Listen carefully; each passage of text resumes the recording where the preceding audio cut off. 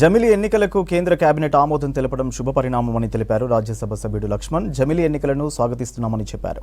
ఒకేసారి అన్ని ఎన్నికలు జరగడం వల్ల ప్రజా సంపద దుర్వినియోగం కాదన్నారు. అభివృద్ధి పనులకు పదే పదే ఎన్నికల కూడా ఆటంకం కలగదన్నారు.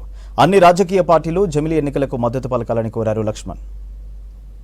ఎన్నికల నిమిత్తము యూనియన్ కేబినెట్ ఆమోదం వ్యక్తం చేయడం శుభపరిణామం. నేను హృదయపూర్వకంగా మోదీ గారికి ప్రత్యేకమైనటువంటి ధన్యవాదాలు, శుభాకాంక్షలు. ఇది జమిలి ఎన్నికలు అనేది స్వాతంత్రం వచ్చిన తర్వాత 1952 నుంచి 67 వరకు నిర్విరామంగా ఈ జమిలి ఎన్నికలు జరిగినప్పటికీ పార్లమెంటు, అసెంబ్లీ, స్థానిక సంస్థలు ఆనాడు ఇందిరాగాంధీ గారు రాజకీయ అవసరాల కోసం ముందస్తుగా 1 సంవత్సరం ఎన్నికలు పోవడం వల్ల ఆ క్రమం తప్పిపోయింది.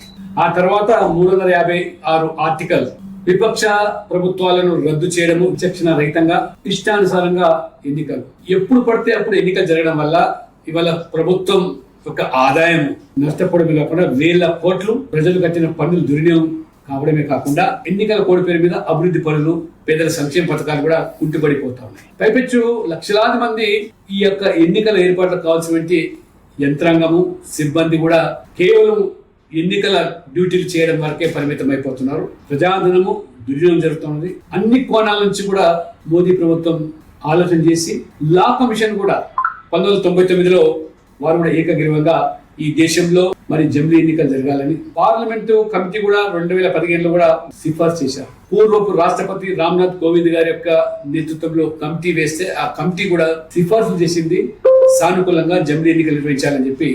కాబట్టి వాళ్ళ కాంగ్రెస్ పార్టీ దాన్ని వ్యతిరేకించడం అంటే మరి వారు తీసుకున్న నిర్ణయాన్ని గతంలో వాళ్ళు అమలుపరిచిన దాన్నే ఇవాళ ఖర్గే గారు తప్పుపడుతున్నారా, ఎందుకు జంకుతున్నారు?